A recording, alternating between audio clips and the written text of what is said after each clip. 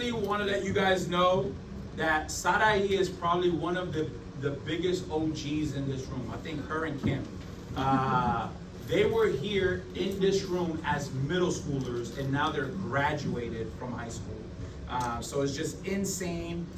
This is one of the reasons why we don't even paint over the wall, because she's like, no, we were RSM. I remember when I was RSM. I'm like, girl, RSM is a thing of the past. God is doing a new thing. We are RY. Right? Yeah. Right? Yeah. We're RY, right? Yeah. All right. So let's give it up for Sarai. Hi. Hello. It's crazy that I'm up here. So, if you guys don't know me, I'm Sarai. I'm your guys' leader. So, I have the privilege to serve in the Refinery Youth Team alongside Pastor JJ and Cynthia. So, a little about me is I graduated from Justin Garza. And so, like 4 months ago, I was just in your guys' spot right now. And so I've been here, like Pastor JJ says, since I was like 7th, 8th grade. And I've stayed here ever since. So when it was my time to move on to my next chapter, I felt a calling to be a leader. And I felt God calling me to serve at this capacity. And I prayed about it, and I asked to be a leader. And this is where I am supposed to be in this season of my life. And so what do I do in this youth ministry? I create the graphics, so like on Instagram you can see like the little flyers, and I run the 6th grade girls small group with Kim. And so if you guys haven't got to know me, I would like to know you guys after service to talk with you guys. And so today we will be continuing our series in praises. So Pastor JJ spoke about the calling of worship and the focus of worship, but today we're gonna talk about the cost of worship. And so many of you guys know soccer, and so my favorite soccer team is America.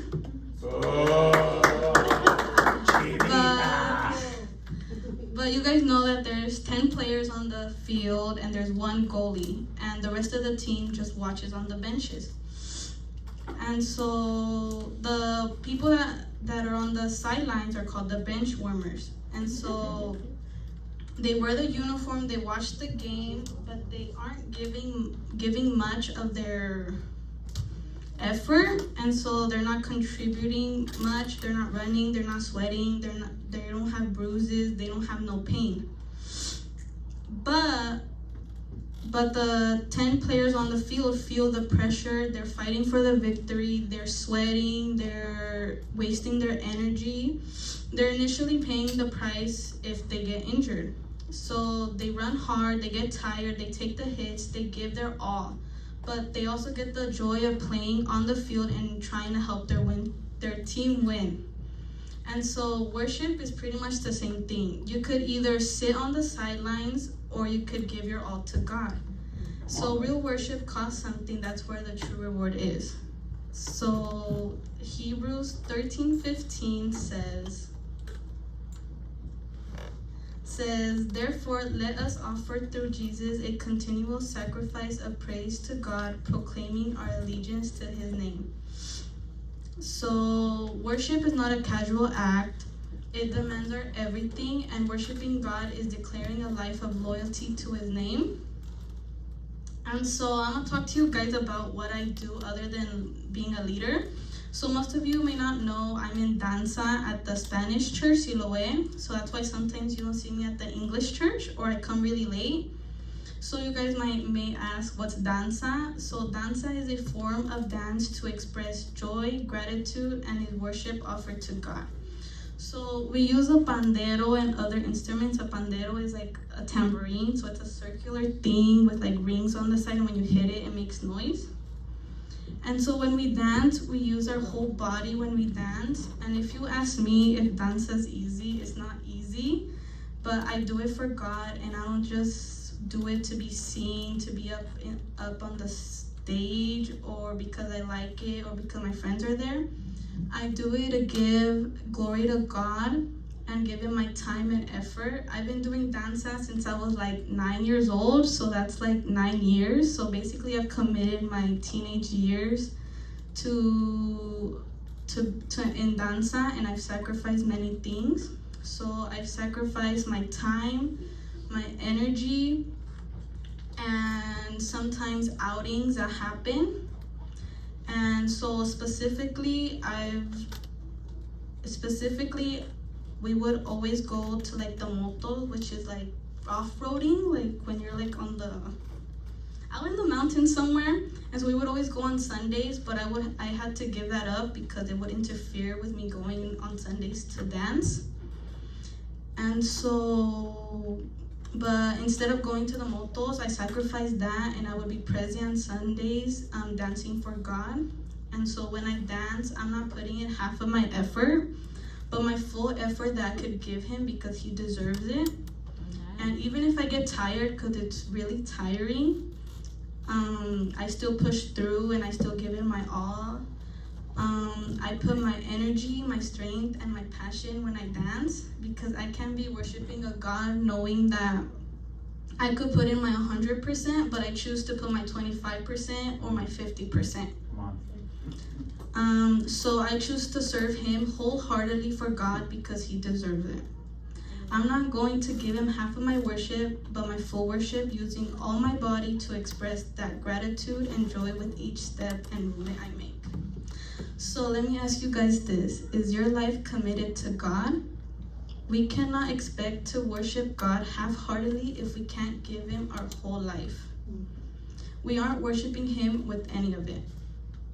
So what does that mean for us today? So going to Luke 21, 1-4 says, while Jesus was in the temple, He watched the rich people dropping their gifts in the collection box. Then a poor widow came by and dropped in 2 small coins. I tell you the truth, Jesus said, this poor widow has given more than all the rest of us, for they have given a tiny part of their surplus. But she, poor as she is, has given everything she has.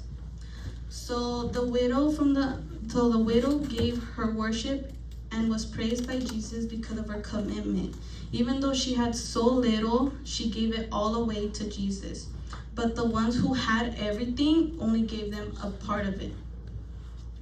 So she didn't give what she could, she gave all she had. So has there ever been a time when you've been completely like sold out or committed to something? So for me, it's soccer. I love soccer. So you will usually find me behind the TV when they play, or on my phone if I'm outside. But when you follow a team, there's a price to pay. They either lose or they win. And so, but when they lose, you're not gonna change your team because they lose. And even if you get made fun of or you get teased, when your team loses, you will still rep the jersey, right?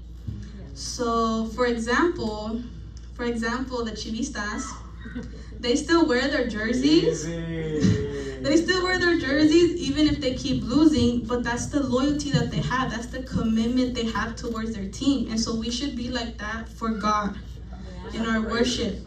So we must be able to sacrifice something for it, like worship is the same thing. So like our story that we talked about, the players on the field, worship requires everything we have. We cannot expect to worship God casually as a hobby or a spiritual extracurricular. Half-hearted commitment will not lead to playing time, just like the half-hearted worship won't lead you closer to Jesus.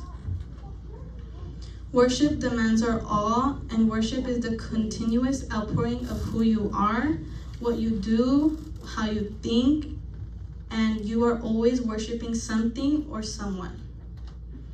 So direct your worship towards God. He is the only one worthy of your worship. Worshiping God demands a life that is sold out to Jesus Christ. So bottom line is, worship demands our all. We can't expect to give part of our worship and expect to believe that we're giving it our all if if there's still part of us that we haven't surrendered to God. So how do we apply this in our lives? So Romans 12, 1 through 2. And so, dear brothers and sisters, I plead with you to give your bodies to God because of all he has done for you. Let them be a living and holy sacrifice, the kind he will find acceptable. This is truly the way to worship him. Don't copy the behavior and customs of this world, but let God transform you into a new person by changing the way you think. Then you will learn to know God's will for you, which is good and pleasing and perfect. So as we have said over the past few weeks, worship is not much more than just singing, coming to church, but it's the life we live. It's the character that we give when we're outside of church. If we want to worship God correctly, it has to apply to our lifestyle. We need to be worship, a living sacrifice. So there's a saying called, it's easy to die for Christ. That doesn't take very long at all, but it's much harder to live for Christ. That requires dying daily to yourself. So ask yourself this question. Does my life look like a living sacrifice? Prayerfully reflect and identify what might be standing in your way from living sacrificially for God. Whatever is keeping you from wholehearted worship to God, eliminate it. Nothing is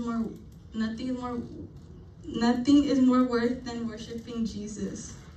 Worship God through sacrificial living. Be willing to surrender to Jesus every day. When we are willing to die to ourselves, can we offer a true act of worship to the Lord?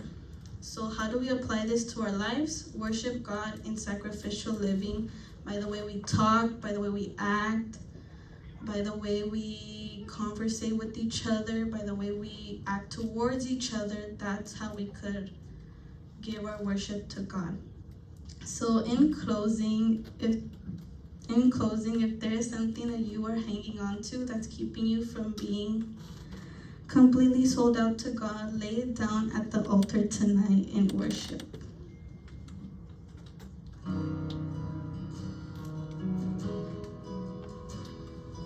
So if you guys want to stand up, you guys can stand up.